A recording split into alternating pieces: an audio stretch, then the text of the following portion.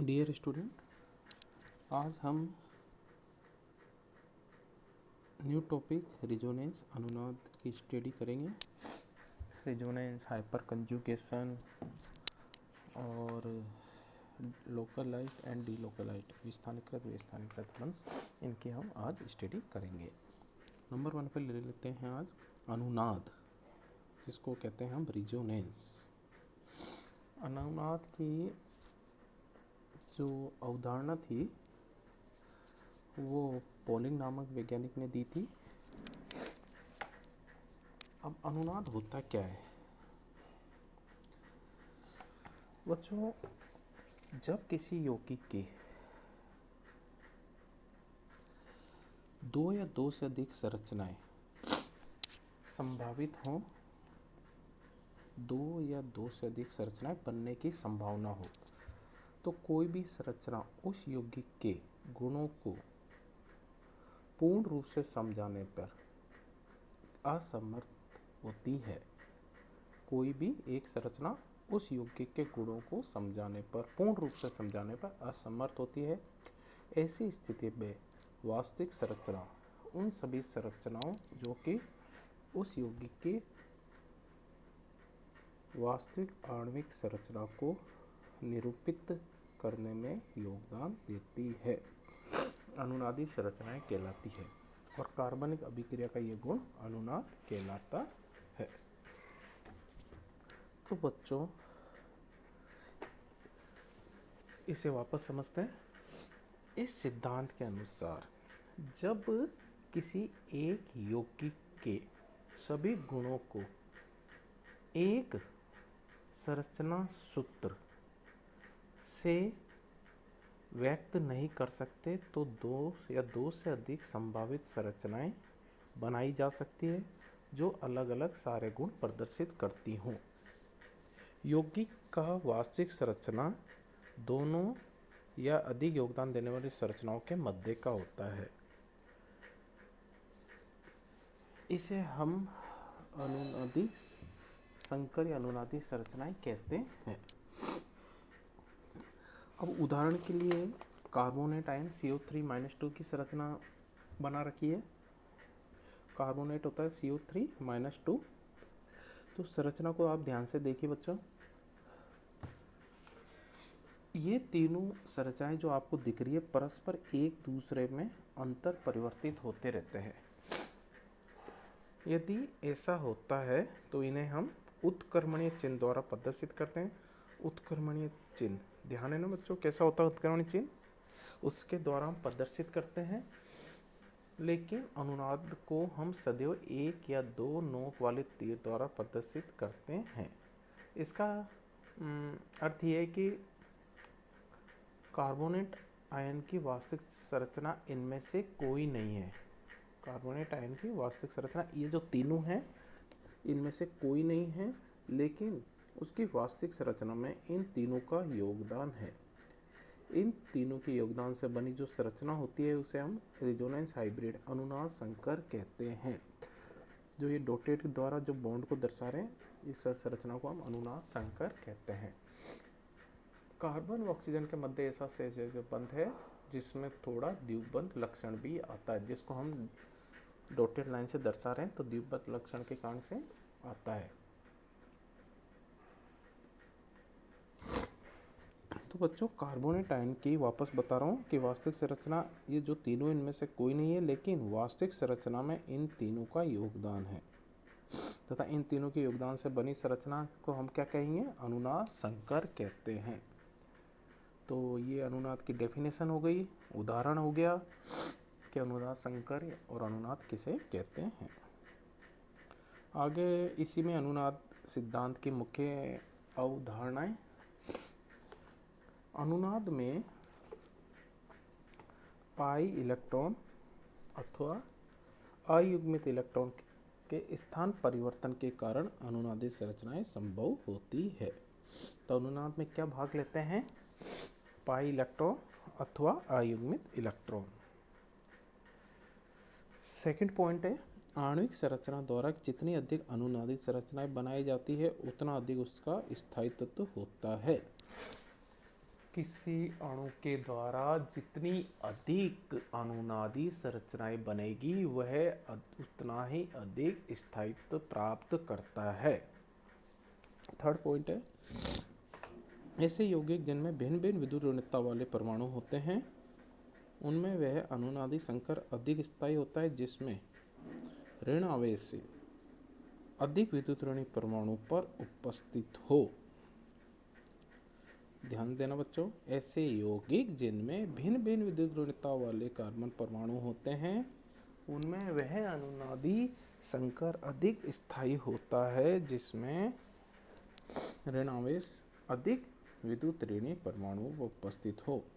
जैसे हमने ये कोई एसीटोन ले लिया R1 R2 C double bond O, तो इसका जब डबल बॉन्ड चार्ज ट्रांसफर हुआ तो ऑक्सीजन में नेगेटिव, कार्बन पर पॉजिटिव, तो सबसे अधिक योगदान ऑक्सीजन वाले धन ऋणावेश पे होगा क्योंकि ऑक्सीजन की विद्युत ऋणता कार्बन से अत्यधिक होती है। तो सबसे अधिक योगदान किसका होगा अनुनादी संकर में? बीच वाली R1 R2 कार्बन प्लस और O नेगेटिव का। फोर्थ नंबर पे है, दो या दो से अधिक संरचनाओं की अपेक्षा अनुनादी संकर की ऊर्जा सबसे अधिक होती है। दो या दो से अधिक संरचनाओं की अपेक्षा अनुनादी संकर की ऊर्जा सबसे अधिक होती है और सबसे अधिक स्थायी होता है। छठा है, अनुनाद अंतः आणविक प्रक्रिया होती है। अनुनाद अंतः आणविक प्रक्रिया होती है। पांचवा, अनुनाद में यौगिक के परमाणु की स्थिति में कोई परिवर्तन नहीं होता है।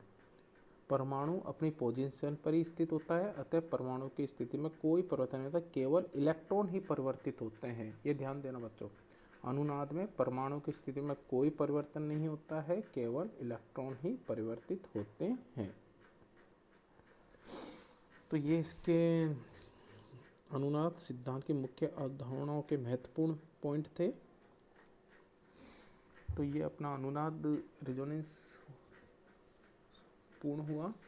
अगला टॉपिक है हाइपर कंजुगेशन, जिसको हम कहते हैं अति संयुग्मन। तो बच्चों, अति संयुग्मन, इसको हम बेकर नाथन प्रभाव भी कहते हैं और इसका दूसरा नाम भी है बंध रहित अनुनाद। बंध रहित अनुनाद, बेकर नाथन प्रभाव, बंध रहित अनुनाद और हाइपर कंजुगेशन, ये तीनों एक ही नाम है। क्या होता है अति संयुग्मन? किसी व्यवस्था के संयुग्मन में अल्फा स्थिति पर हाइड्रोजन परमाणु उपस्थित हो। ध्यान देना बच्चों, अल्फा स्थिति पर हाइड्रोजन परमाणु उपस्थित हो तो वह अपने कार्बन हाइड्रोजन बंध के इलेक्ट्रॉन देकर अनुनाद उत्पन्न करता है। अर्थात कार्बन हाइड्रोजन बंध सिग्मा बंध के इलेक्ट्रॉन का विस्थानीकरण निकटवर्ती कार्बन डबल बॉन्ड कार्बन द्विबंध के पाई कक्षकों से अतिव्यापन कर उस द्विबंध पर हो जाता है। इस प्रक्रिया के फलस्वरूप बनी हुई संरचना में कार्बन व हाइड्रोजन के मध्य कोई बंध नहीं है, अतः इसे बंध रहित अनुनाद भी कहते हैं। तो बच्चों ध्यान रखना, एक तो ये इसके अंदर अल्फा स्थिति पर हाइड्रोजन परमाणु उपस्थित हो और इसके अंदर क्या होता है, कार्बन हाइड्रोजन के मध्य कोई बंध नहीं होता है, अतः इसे बंध रहित अनुनाद भी कहते हैं। ये जो यूज होता है hyper conjugation aromatic compound, positive ions और एल्कीन में करते हैं। Alkene, aromatic compound, positive ions के अंदर हाइपर कंजुगेशन प्राप्त बनता है, यह मिलता है। अब नीचे देखिए आप बेंजीन रिंग पे कार्बन हाइड्रोजन, अल्फा हाइड्रोजन है ये, कार्बन पर उपस्थित हाइड्रोजन, ये अपने बॉन्ड को कार्बन को स्थानांतरण करेगा। तो इस तरीके से ये हमको अलग अलग संरचनाएं मिलेगी। तो अधिक अल्फा हाइड्रोजन परमाणु होने पर अधिक अति परिसंयुग्मन होगा और बेंजीन वाले में इलेक्ट्रॉन अधिक होने से उसकी क्रियाशीलता भी बढ़ती जाएगी। अतः क्रियाशीलता का क्रम नीचे देखिए बच्चों, बेंजीन पे यदि CH3 ग्रुप जुड़ा हुआ है तो कार्बन पे 3 हाइड्रोजन है, तो 3 हाइड्रोजन, तो 3 अल्फा हाइड्रोजन परमाणु है इसके अंदर। अगले पे हमने एक हाइड्रोजन को हटा के CH3 ग्रुप जोड़ दिया, तो ये जो कार्बन है अल्फा कार्बन, इसमें कितने हाइड्रोजन है अल्फा? 2 हाइड्रोजन। आगे वाली इसमें एक हाइड्रोजन है, तो ये एक अल्फा हाइड्रोजन। और सबसे लास्ट में जो स्ट्रक्चर है उसमें एक भी अल्फा हाइड्रोजन परमाणु नहीं है, 1 2 3 एक भी नहीं है। तो क्रियाशीलता का क्रम, जिसके अंदर सबसे ज़्यादा अल्फा हाइड्रोजन परमाणु होंगे उसकी क्रियाशीलता सबसे ज़्यादा होगी। तो नंबर 1 2 3 4 क्रियाशीलता का क्रम दे रखा है। और अनुनादित संरचनाएं नीचे लिख रखी है 9 6 3 0। 9 इसकी बनेगी, 6 इसकी बनेगी और 3 और 0, क्योंकि एक एक हाइड्रोजन की अलग अलग अनुनादित संरचनाएं बनेगी। तो सबसे अधिक क्रियाशीलता फर्स्ट की, फिर सेकंड, फिर थर्ड एंड फोर्थ। तो अल्फा हाइड्रोजन परमाणु उपस्थित होना चाहिए, ध्यान रखना बच्चों। अतिसंगमन को प्रभावित करने वाले कारक, बंध लंबाई। इस क्रिया में एकल बंध में द्विबंध लक्षण तथा द्विबंध में एकल लक्षण आ जाने के कारण बंध लंबाई में कमी या वृद्धि हो जाती है। ऊपर स्टेज में देखा आपने, कार्बन जो सिंगल बॉन्ड था वो डबल बॉन्ड हो गया, डबल बॉन्ड वाला सिंगल बॉन्ड हो गया। तो इसमें एकल बंध, सिंगल बॉन्ड और डबल बॉन्ड में बंध लंबाई में परिवर्तन हो, कमी या वृद्धि हो जाती है। अगला है द्विध्रुव आघूर्ण। अणुओं के द्विध्रुव आघूर्ण के मान प्रभावित होते हैं क्योंकि अतिसंयुग्मन के कारण आवेश विकसित होता है। तो द्विध्रुव आघूर्ण डायपोल मोमेंट का मान बढ़ने पर अतिसंयुग्मन का मान भी बढ़ता है, हाइपर कंजुगेशन का मान भी बढ़ता है। और थर्ड है आयनन विभव। इसका मान हाइपर कंजुगेशन के व्युत्क्रमानुपाती होता है, यानी आयनन विभव का मान बढ़ने पर अतिसंयुग्मन का मान कम होता है। क्वेश्चन है इसमें, किस एल्केन का आयनन विभव उच्च होगा? 1 2 3 4 4 ऑप्शन दे रखे हैं। तो बच्चों, जिसमें सबसे ज़्यादा अल्फा हाइड्रोजन होंगे, सबसे ज़्यादा अल्फा हाइड्रोजन होंगे उसका आयनन विभव का मान कम होगा, और जिसमें सबसे कम अल्फा हाइड्रोजन होंगे उसका आयनन विभव का मान ज़्यादा होगा। तो सबसे कम अल्फा हाइड्रोजन फोर्थ वाली इसमें है, 3 अल्फा हाइड्रोजन है, तो आयनन विभव का मान उच्च होता है। कार्बन आयन का स्थायित्व, तो कार्बन आयन का स्थायित्व का क्रम दे रखा है, CH3 पॉजिटिव, उसके आगे जैसे जैसे अल्फा हाइड्रोजन बढ़ेंगे तो स्थायित्व का मान भी बढ़ता जाएगा। स्थानीयकृत, और अगला टॉपिक है स्थानीयकृत और विस्थानीकृत बॉन्ड।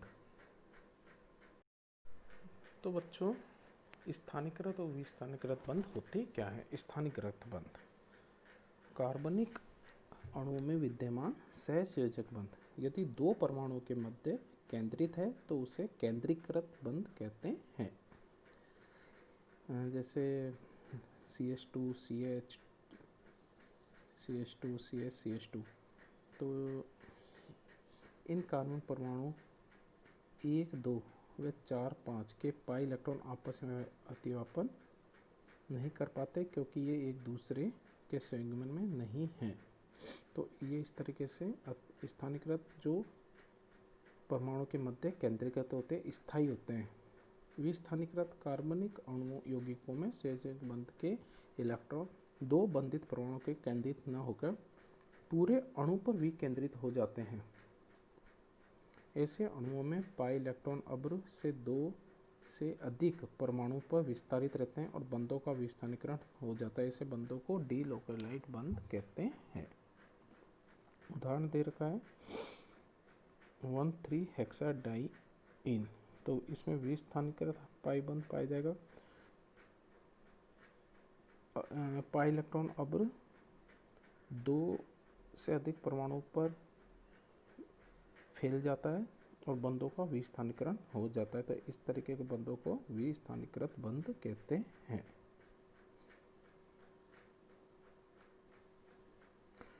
इसी प्रकार बेंजीन में भी बच्चों तीनों पाई बंध विकेंद्रीकृत होते हैं, डिलोकेटेड होते हैं। इस कारण बेंजीन की केकुले संरचना के स्थान पर अणु कक्षक संरचना लिखी जाती है, जिसमें 6 पाई इलेक्ट्रॉन पूरी बेंजीन वलय पर ऊपर व नीचे दोनों ओर इलेक्ट्रॉन वलय बनाकर विकेंद्रीकृत हो जाते